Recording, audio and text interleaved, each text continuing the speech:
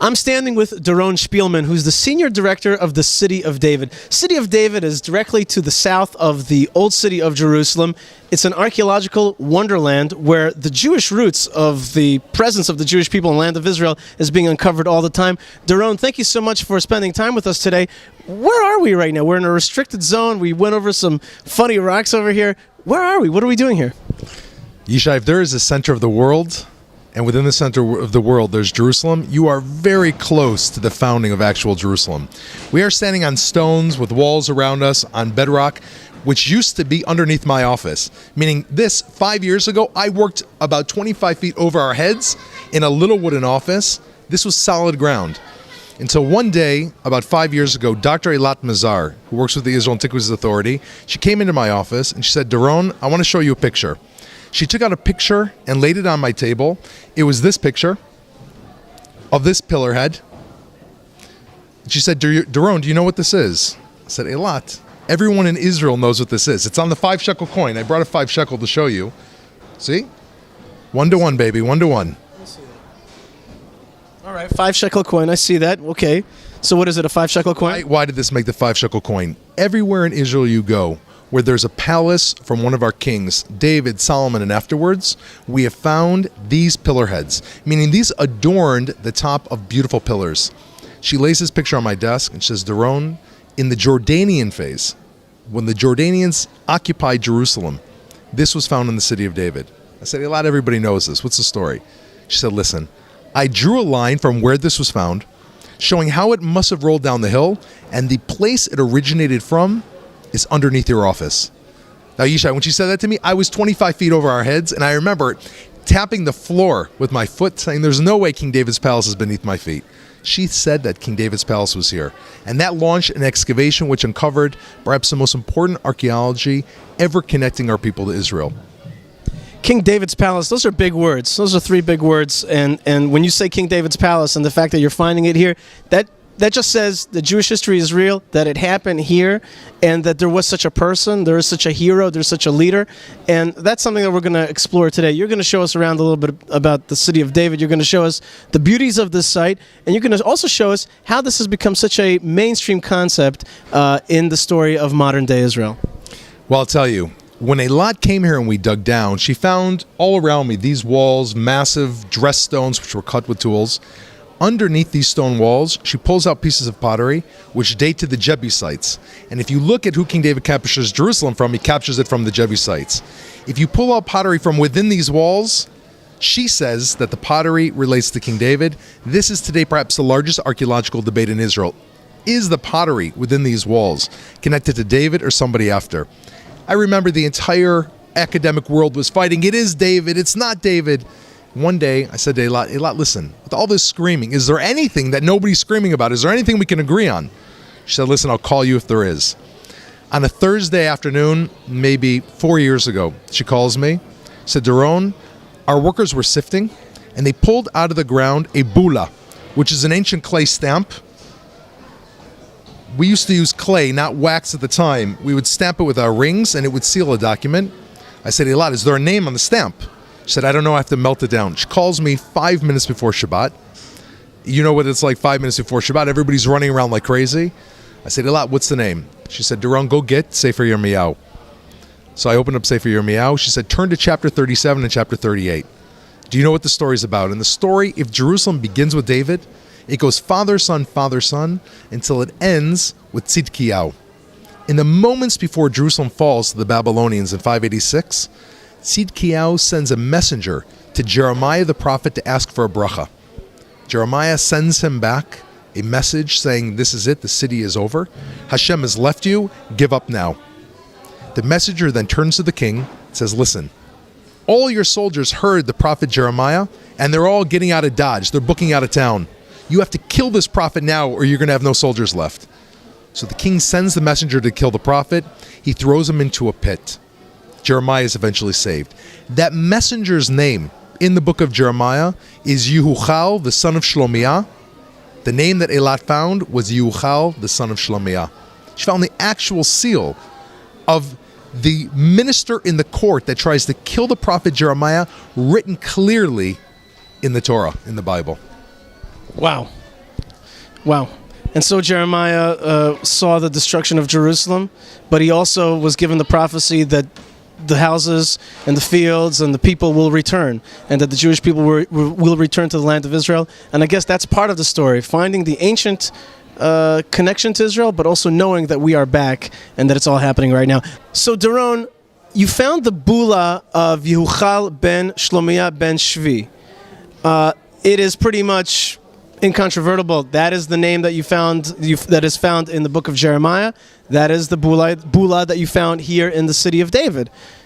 Can anybody argue about that? Is that one of those moments where it's an aha moment and nobody could say, well, the Jewish people were not here, or can they? Well, I'll tell you, Yishai, 95% of the world went crazy over this discovery. Keeping in mind, 95% of the world respects the Bible. It was on the cover of the New York Times, it was in the Jewish press, it was in all the major newspapers throughout the world. However, as soon as it went out, I started getting emails into my inbox from all these Arab websites saying this is some form of Zionist propaganda geared to recreate Jewish history, saying there's no proof that this Yuchal is the same Yuchal in the Bible. This is where I learned that God has a sense of humor. Keeping in mind, Yishai, that for every seal, every bula you find, thousands never make it to the surface. They're broken, they're ruined, they're lost. At that point in time, 3 months later, 30 feet from where we were standing, where we found the original one, a second seal was found, which in itself is incredible. We melted down the name, and on that seal, it says Gedaliyahu, the son of Pashhur. If you open the book of Jeremiah and you look at Yehuchal, the son of Shlomiah, when he went to kill the prophet Jeremiah, he took 3 people with him. One of them was Gedaliyahu, the son of Pashhur. For the first time in archaeological history, you have 2 names which appear in the same sentence of the Bible, found in the same excavation at a distance of 30 feet from each other. That, my friend, is totally incontrovertible proof. And that's also a miracle. And that's also something that's just sent chills down my spine. I mean, how come their seals were here? Why did they just drop their seals? How did that happen exactly, that it was found so close together? What was the circumstance by which you guess, these seals were found so close to one another? Well, you lead to the main point here, and that's an excellent question. Clearly, if we find 2 seals, which already shows that they're royal people of importance, with 2 names that made it into the big book, and both of these 2 people knew Jeremiah, clearly you are standing in a place that was used during the biblical period, that ministers and kings and government officials and prophets were walking through, and that is another great proof that this could be the palace of King David, and in any case, this was a major building from the First Temple period. Maybe a high court building or some kind of government building? Absolutely. These were documents that had been signed. Probably the documents were burnt away by the Babylonians, and the same fire that burnt away those documents cooked and burned these seals like in a kiln and preserved them for 2,600 years. Yet another miracle. Amazing stuff. Doron Spielman, we're going to keep going. You're going to show us how the ancient world is coming to life again in the modern state of Israel.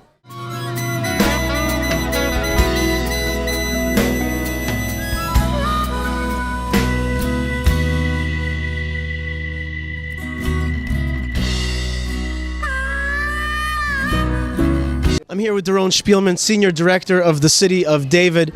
Doron, you got me so excited about these things, and especially about the prophet Jeremiah. I've always had a little archaeological dream of my own. This week's Torah portion, we happen to be filming after the Torah portion of Behar. We read about, from the book of Jeremiah, about the story about when the city was being destroyed. At that very moment, God calls out Jeremiah and says, I want you to buy a plot of land in Anatot.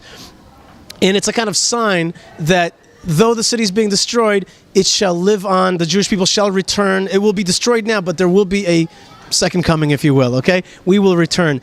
And Jeremiah, is very kind of moved. He's living it. He's seeing the destruction of Jerusalem. He signs a document. He puts it in an earthenware vessel, and he says, this is going to be a sign that indeed we shall return again, and that houses will be built, fields will be bought, children are going to play. It's going to be that Jeremiah-esque vision of that great return that will come one day.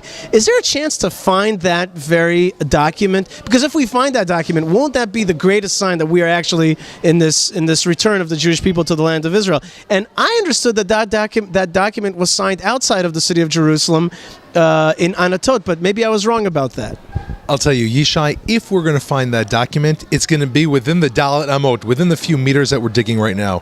What the Bible tells us in the Haftorah for Parshat Bahar is that Jeremiah was locked in the dungeon in Chetzer HaMatara, which is the area somewhere between the Beit HaMikdash and the Palace of King David, right in this area.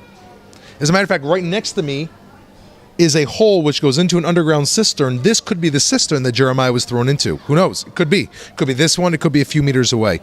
When Jeremiah stamps that document, it was then placed in an earthenware vessel. That vessel would have been in Jerusalem, kept for safekeeping in Jerusalem. All the documents were stored in the Central Archive. This room that we're in now could be the Central Archive. That could be why we find so many seals. This could be right here. However, the Babylonians come in, they destroy this entire area with fire, and we find remnants of that fire in this palace. When they did so, that scroll could have been burnt away. If it was, that seal could have been burned like in a kiln and could be waiting for us to pluck out of the wall, underneath a stone. It could be here. It could be under any stone around us. We've already found 2 people connected to the prophet Jeremiah. It's a short jump to find that of the prophet himself.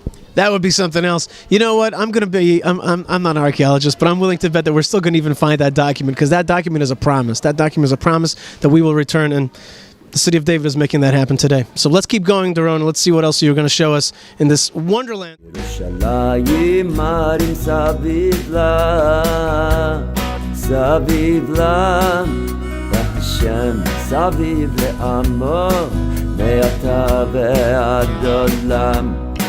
ירושלים הרים סביב לה, סביב לה, והשם.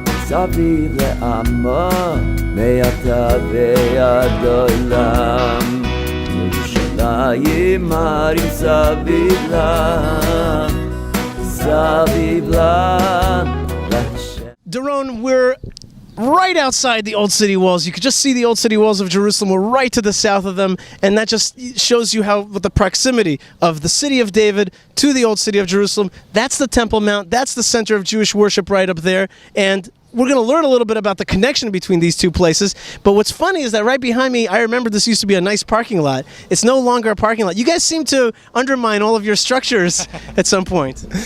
You're absolutely correct. Listen, every great archaeological site or great tourism center needs parking, and we thought we had it. We had 250 cars parking here. Until about 8 years ago, 2 archaeologists from Hebrew University came, and they said, listen, we want you to clear off all your cars for a week, and we are going to take an MRI underneath your parking lot. It was new technology, wasn't used so well. We said, yalla, let's try it. We went through, we cleared all the cars out of the way, and they took a photograph underneath the ground, which they recreated using a computer algorithm, and they brought us a picture. The picture showed walls, bridges, and most importantly, water cisterns full of water, trapped in 8 different layers beneath the ground, showing that underneath our parking lot, there is a world. The history book of Jerusalem was underneath this parking lot. You want to go take a look? Let's go take a look. Let's see it.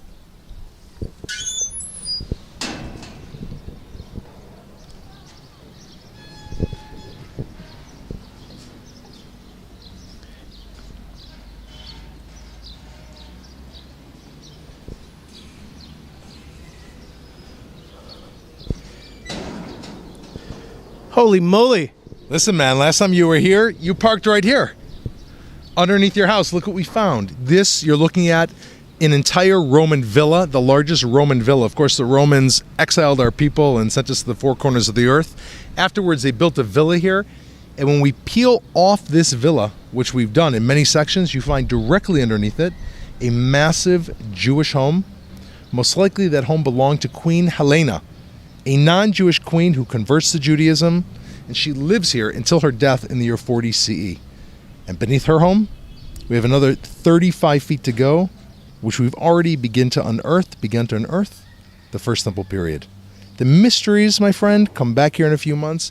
This is going to yield amazing discoveries for the connection to Jerusalem. I see there a psifas, what do we call that in English? A mosaic. Mosaic. What is that mosaic of?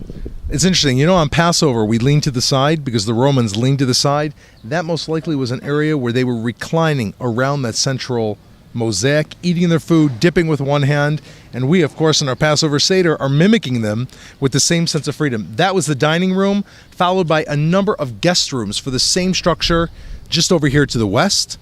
And we have working in here on any day between 70 and 100 people from all over the world. One of the greatest stories is a non-Jewish woman, a Gentile woman from England.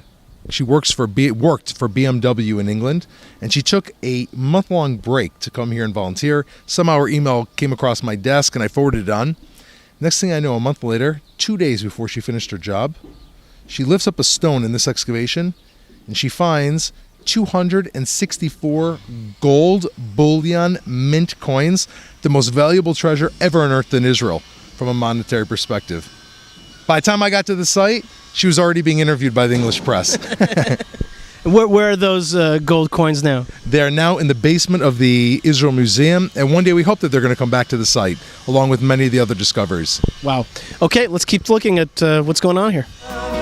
Na na na na na ya na na na na na na na na na na ya da da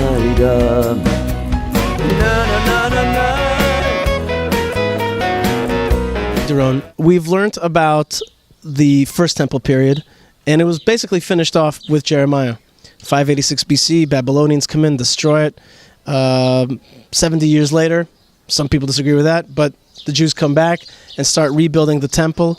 Ezra, Nehemiah, Zerubbabel, a whole period begins. And that period ends with the colossal rebuilding or remaking of the temple in grand Roman-style fashion under King Herod.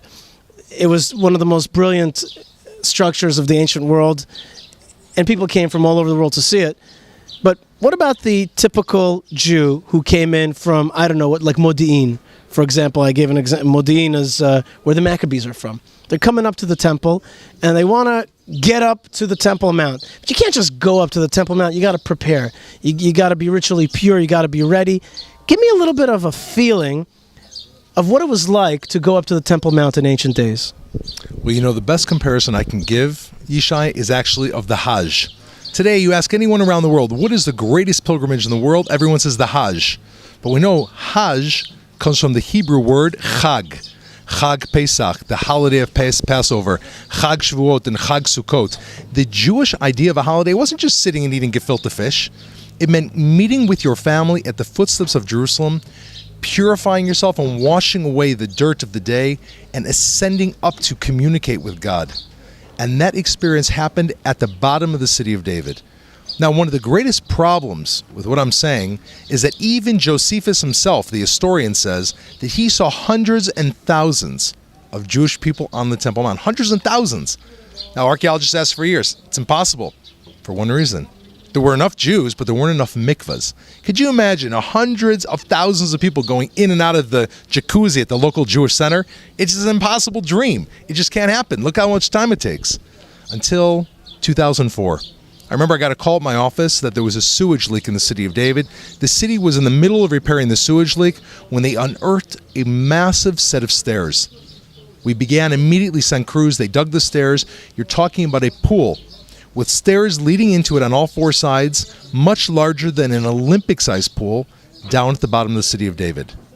So people would immerse into a pool, become pure, then they had another problem. From that pool up to the temple, you had to walk 2,300 feet. How could you walk? If you're Tahor and I'm Tameh, you're pure and I'm impure and I bump into you, you've got to go back in.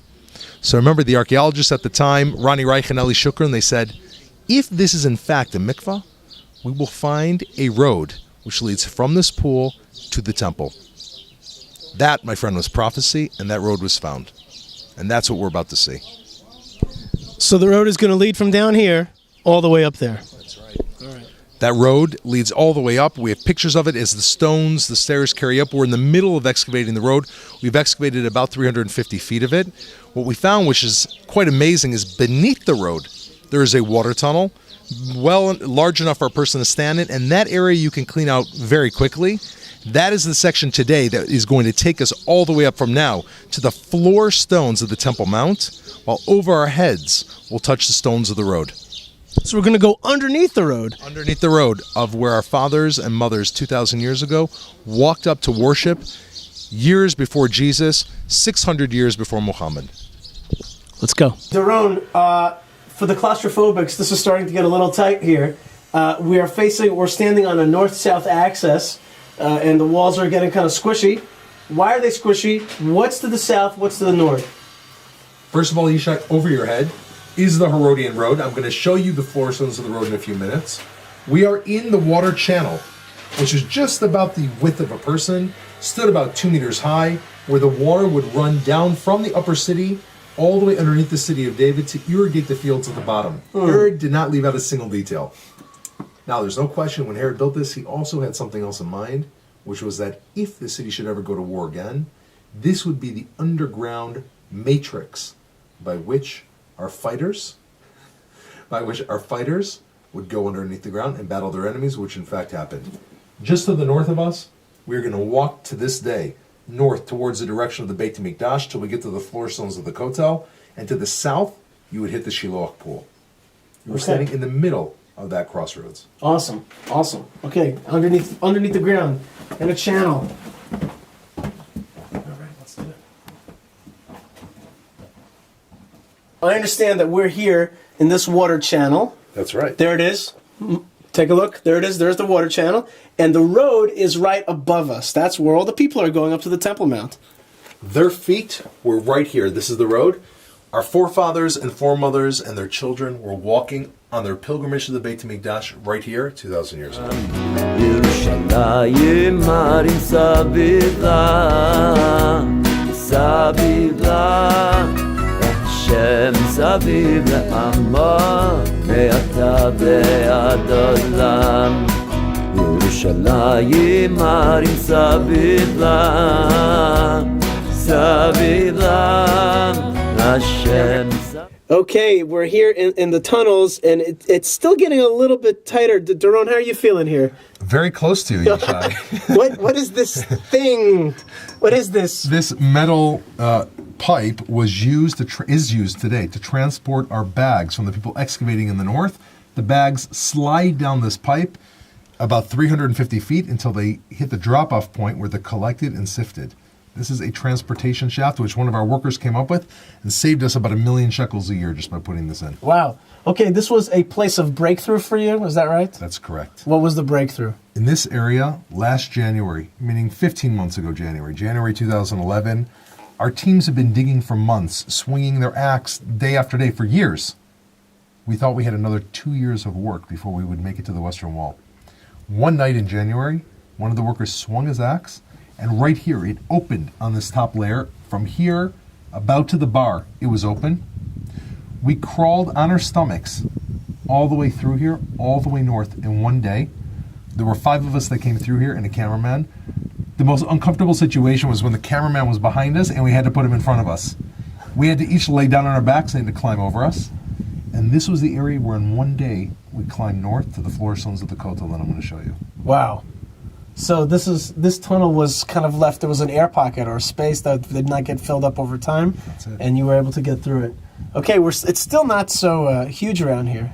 Listen, All right. takes a real man or a real woman to make it up to the temple. Okay, let's keep going. עד עולם, ועתה ועד עולם. נה נה נה נה נה, נה נה נה נה נה נה נה. Na na na na na na na na na ya da da da na na na na.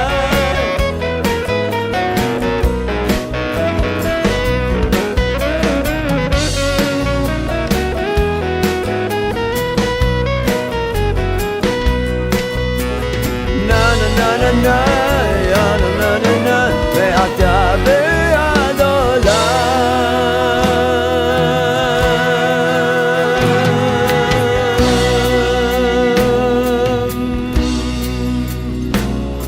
I realized that while this was a planned place for Herod to make sure that the water exits the city and irrigates the fields below, and that this was also used in case there would be warfare above and fighters can sneak around underneath, but it's also a place where a horrible killing spree of Jews, a real Holocaust took place during the destruction of the Second Temple.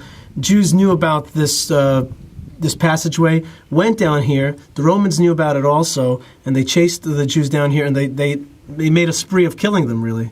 And therefore, like, as I'm walking through these tunnels, yes, I'm walking up to the temple, but I'm also remembering the Jewish history that is just the Holocaust of the ancient world. And it happened right here.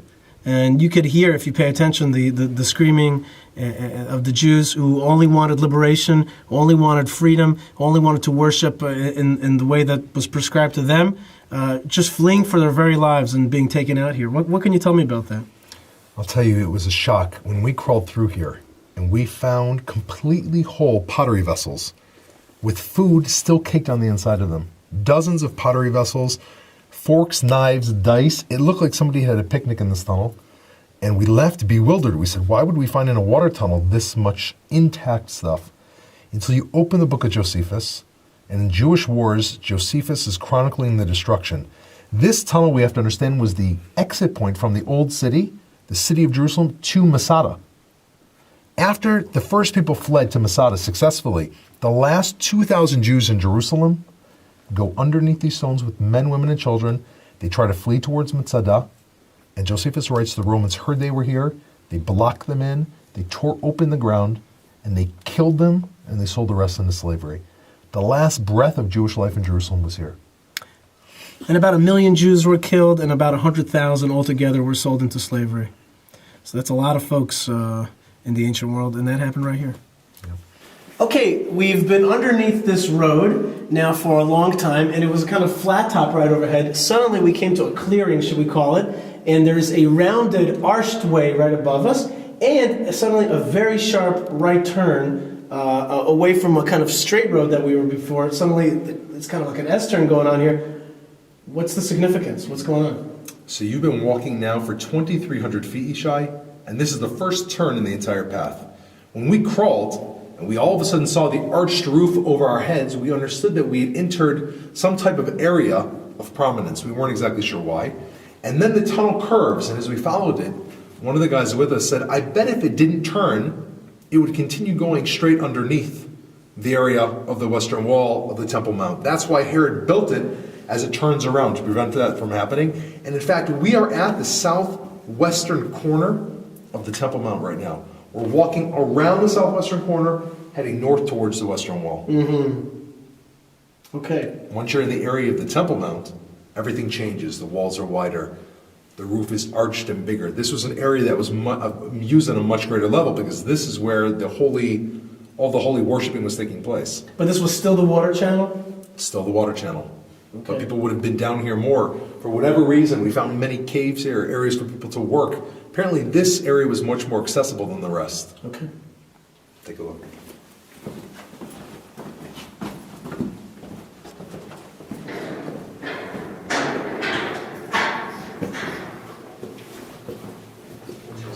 You crawled all these feet, 2,300 feet, until you got to this room. This room has some kind of chimney, some kind of skylight, and here you were able to turn around. Where are we at?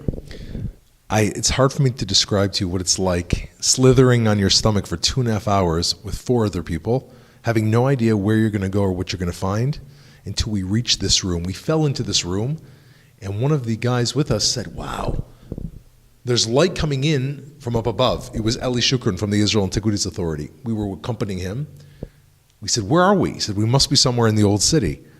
Until then he said, everybody be quiet. It was about 8:39 in the morning, and we heard a guide speaking in English to a group 25, 30 feet over our heads, saying to the group, here we are, standing underneath Robinson's Arch, the original entranceway into the temple.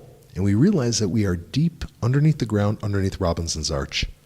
Where are we now? We are in a room which is a cistern which predates this tunnel. This cistern is from the first temple period. During the time of Shlomo's temple, people were using this shaft, this chimney as you called it, to drop buckets and draw water. When Herod made his tunnel in his road, he simply broke one wall in here, the other wall behind us, and simply broke right through to make his water channel. But here we are underneath right now the largest freestanding bridge in the world, which led the Jewish people and people from all over the world into the temple.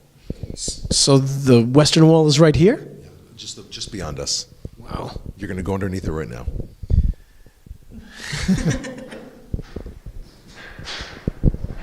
I'm seeing something a little bit irregular here. There's a gigantic stone that has somehow seems like it's fallen into the tunnel, and yet kind of built around it is the mason work around the this gigantic stone. God, that must weigh what, 30, 40 tons? What does it weigh?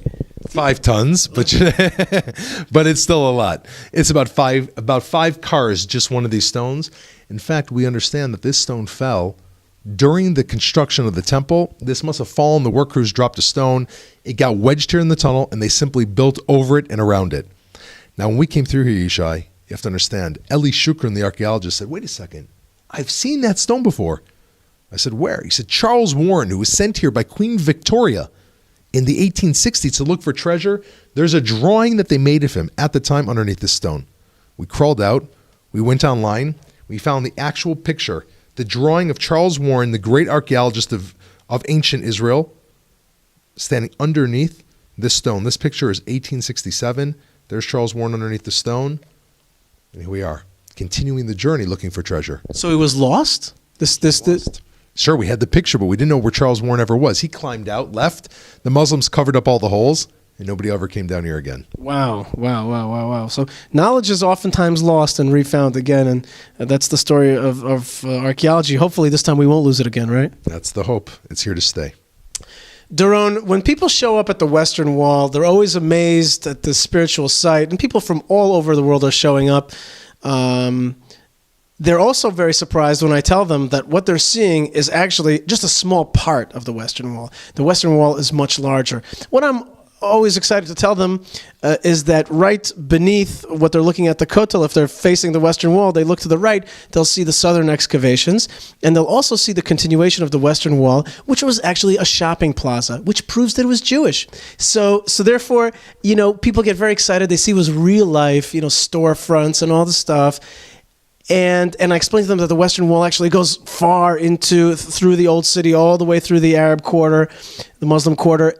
And we talk about also the Western Wall tunnel excavations, and it goes way down. Actually, if you go to the Western Wall today, you go into the tunnel, you can look down, you see it's way, way deeper down. But now you're telling me that it's yet even deeper down. And here we are at the Western Wall, at the foundations of the Western Wall right here. This is the foundation. This is where Herod started building the temple and its environs. So how come people don't know about this? What does this mean? And what are these beautiful, beautiful stones, rougher than we're used to seeing at the Kotel? Give me a little bit of an explanation, please.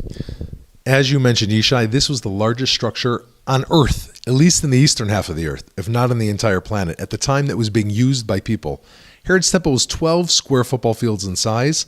He plants the floor stones on the bedrock of Mount Moriah.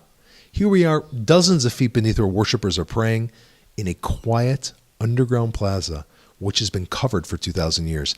Herod first laid these stones, and then rethinking his plan, he covers these stones up in order to make a road higher than where we're standing today. The fascinating thing, Yishai, is when he goes to cover these stones to create a higher road, he sweeps the dirt from the Temple Mount into this area. Wow. Everything you find here is swept from the Temple Mount, and that is why the discoveries here have been absolutely unbelievable. Even from First Temple things. Yes, you found First Temple things, including seals from the First Temple with names on them, which we recently announced, the seal of Matanya, who appears in the Book of Chronicles. And that's just the beginning. Mostly what you find, though, are things at the time that the temple was being used in its glory, like the golden bell that we find, the first golden bell ever found in Israel, solid gold with a clasp on the end of it. And when we took it out and I shook it, it still has the pommel and the bell inside of it. Now, this was part of the high priestly garment. There would be a bell and a pomegranate on the edge of the hem of his tunic, and he would wear this, and it would make a little bit of rustling noise as he walked into the Holy of Holies. He had to wear that in order to kind of announce himself. And we found those little gold bells. For the first time ever in the whole country, you find a golden bell, and you find it just next to the Temple Mount. The likelihood that this came from his garment, like you said, is incredibly high, according to all archaeological opinions. But that was just one thing we found. The next thing we found, Yishai, was this, perhaps the most moving piece. An inscription of the menorah. It only has 5 branches. Possibly the artist ran out of room, but somebody began in a very rough, almost like a childish way, to carve the shape of the menorah at the time when the Jewish menorah stood at the temple in the highlight of the service. They must have carved it, put their little carving off to the side. Herod sweeps it into this tunnel. It's one of only 3 depictions ever found of the menorah. We even have the stand that was found here. But of course, Shishai, amidst the glory, we also have, as you mentioned before, the destruction. This sword, found in its scabbard, is a sword from the Roman 10th Legion. We have to imagine, today you say the word Nazi and Jews get shivers up their spine. For 2,000 years, you said the word Roman 10th Legion and you got shivers up your spine. These were the people that killed 1 million of our people, that exiled us to the 4 corners of the earth. We find one of their swords inside its scabbard right here. Wow. So 10th Legion, these were serious fighting folks, and they came to destroy Jerusalem. But before Jerusalem was destroyed, it was first rebuilt in this glorious fashion. And what Herod did was he took the small, let's call it Solomon's temple area, and he widened it out by making these walls, that, including the Western Wall, that gave a lot more room. He filled in the room that was left with dirt, created it, and made a much bigger plaza. As you're talking about 12 football fields. And this is the very base of it. This is the very base of it. So if you want to kind of get to the root of the temple and the root of the Kotel, the Western Wall, here it is. This stone right here. How much does this weigh, you think? Come on. Dozens and dozens of tons. By the way, Yishai, there's still room here for a few notes. You can be amongst the first. I think I will pray here a little bit. Thanks, Doron. Thanks for the opportunity. Well, I'm looking forward to, if you keep doing your work, maybe we'll get even closer to praying where we once prayed in the ancient times, and one day we'll again. Can you hear that song? Amen. You've got something in your hands for me, something for our viewing pleasure here. You have a coin that has somebody who looks a lot like my dad. Who is this person on the coin? What does it say? I don't think you would want this person to be your dad. This says in it, Vespasian. Vespasian is, of course, the Roman emperor that destroys the temple. This was called the Judaic Capta coin because on the obverse side, it has a picture of a palm tree with a Jewish maiden crying as she submits to a Roman soldier whose shield and armor are sitting on the other side of the tree. This was, Yishai, if the Jewish people had a cry to be free people. We didn't want to conquer anybody. We just wanted to live free, to daven to Hashem, to pray to God. This is what the Romans stood against, that everybody should be subjugated. The average victory coin minted by Rome would be minted maybe 2 or 3 times. This coin, Yishai, was minted 42 times. The Roman victory over the Jews was a victory over monotheism, over the freedom of an individual to communicate with God. The only arch to remain, the victory arch in Rome today, is the Arch of Titus, the victory over our people. Well, there's another side to the victory of the Romans over the Jews, and the fact that they printed these coins. It shows what an intense enemy the Jews were. We were no pushover nation. We were actually the nation that fought them, annoyed them to no end. We actually rebelled against the Romans twice. And that just goes to show you the prowess, the fierceness of the Jewish fighters. And in fact, Bar Kokhba took this coin and minted over it and said, L'cherut Zion, for the freedom of Jerusalem, for the freedom of Zion. So we were a tough enemy. And a lot of times when people accuse Israel of being an occupier, I tell them not only are we not an occupier, but we're occupation busters. We bust people who try to take over our land and stop us from worshiping the way we want to worship. We fought the Romans because we had the audacity. We lost, but here we are now, and we've won because we're back, and they're not. Yishai, here we are. We're walking 25 feet up all the way to ground level to the street that our mothers and fathers thousands of years ago used to go into the temple.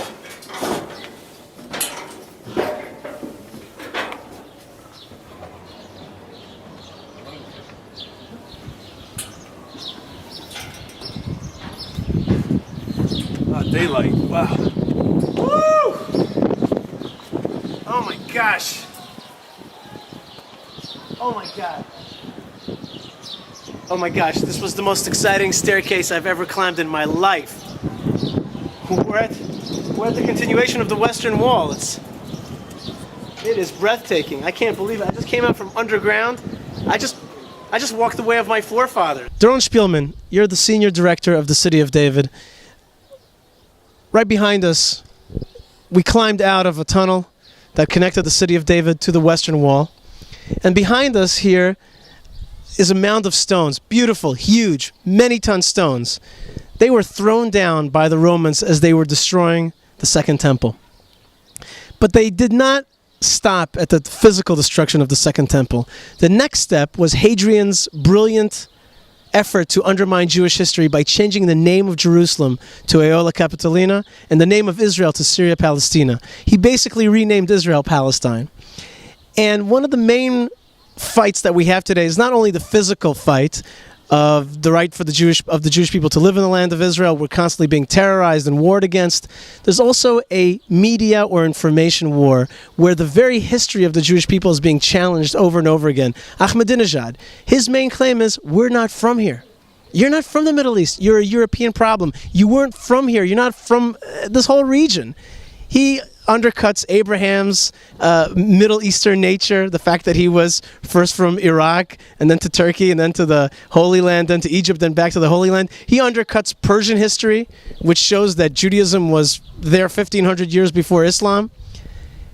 But he constantly makes an effort to point out that we have no history in Jerusalem.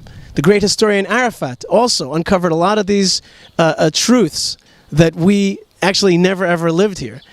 And yet all your work, and the City of David's work, and all the archaeologists who are doing great work, the Antiquities Authority uncovering our history, are proving otherwise. What do you say to all those that claim that we have no history and therefore no rights in this land? You know, Yishai, I would separate into three. There are people who know the truth of their history. There are people who will deny all truth at all expense, radical jihadists, Islamic radicals, which you can show them proof in front of their eyes, and because of this new effort to rewrite history, they'll deny it. Neither of those two camps are the ones we need to really be concerned with.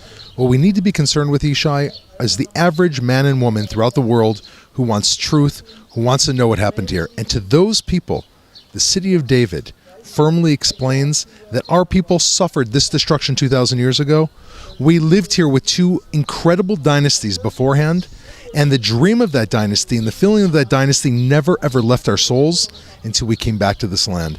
And everything you pull out of the ground in the City of David, every stone you overturn is another element of that, which is why here we are next to the Temple Mount. Ikrim Sabri, the Mufti of the Temple Mount, once said in a Friday sermon, or many times said, any stone you turn over in Jerusalem, not one of them shows Jewish history.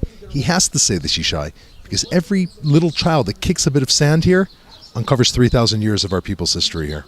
That's the power of where we are. Nobody can erase us. These stones may have fallen, but we're back here today. They can say that this place is called Palestine, but we know and everything we uncover is Israel. It was, it is, and it always will be. The Hadrianic War continues, and we are determined to win it. We are determined to know our own history, to know our truth, and therefore to know our rights. And I guess in the end, we're fighting the same battle, which is Lecherut Zion, for the liberation of Zion. Doron Spielman, thank you so much for being with us. Thank you, Yishai. It's an honor.